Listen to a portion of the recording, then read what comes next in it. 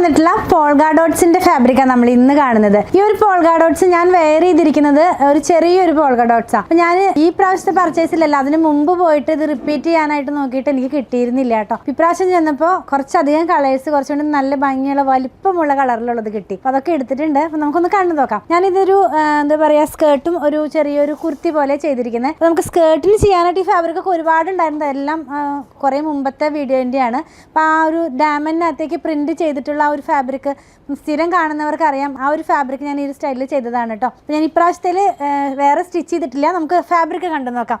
Flex cotton ആണ് fabric വന്നിരിക്കുന്നത്. 129 rupees ആണ് ഒരു മീറ്ററിന്. നല്ല ഭംഗിയുള്ള പോൾഗ ഡോട്ട്സ് ആണ്. കുറച്ചധികം കളേഴ്സ് ഉണ്ട്. മാത്രമല്ല നിങ്ങൾക്കിപ്പോൾ എന്താ പറയുക, റീൽസിലൊക്കെ ആയാലും നോക്കിയാൽ കാണാൻ പറ്റും ഒരുപാട് ഡിസൈൻസ്, അതായത് പാറ്റേൺസ്, കുർത്തികളുടെ പാറ്റേൺസ് ഈ പോൾഗ ഡോട്ട്സ് വെച്ച് ചെയ്യുന്നുണ്ട്. ഇപ്പോൾ ക്രിസ്മസ് തീമായിട്ട് ഞാൻ ആദ്യം കാണിക്കുന്നത് റെഡ് കളറിലേക്ക് പോകുന്നു. കണ്ടോ, കുറച്ച് വലിപ്പമുള്ളത്, ഞാൻ വെയർ ചെയ്തിരിക്കുന്ന ഡോട്ടിനേക്കാളും കുറച്ച് വലിപ്പമുള്ള ഡോട്ട്സ് ആണ് ഇത് കേട്ടോ. നല്ല അടിപൊളിയായിട്ടുള്ള എന്താ പറയുക, ഫ്രോക്ക് മോഡലിലുള്ള കുർത്തികളൊക്കെ ചെയ്യാനായിട്ട് ഇത് യൂസ് ചെയ്യാവുന്നതാണ്. നല്ല ക്രീം ബേസിനകത്തേക്ക് ആ ഒരു ഡോട്ട്സിന്റെ കളറാണ് ചേഞ്ച് ആയിട്ട് വരുന്നത്. നെക്സ്റ്റ് വൺ വരുന്നത് ഒരു യെല്ലോ കളറിലേക്കാണ് പോകുന്നത്. ഇത് വെയർ ചെയ്ത് കഴിയുമ്പോൾ കാണിച്ചു തരാം. വെയർ ചെയ്ത് കഴിയുമ്പോൾ ഇത് ഇങ്ങനെ വരും, നല്ലൊരു യെല്ലോ കളർ കണ്ടല്ലോ. 129 റുപ്പീസാണ് ഒരു മീറ്ററിന്.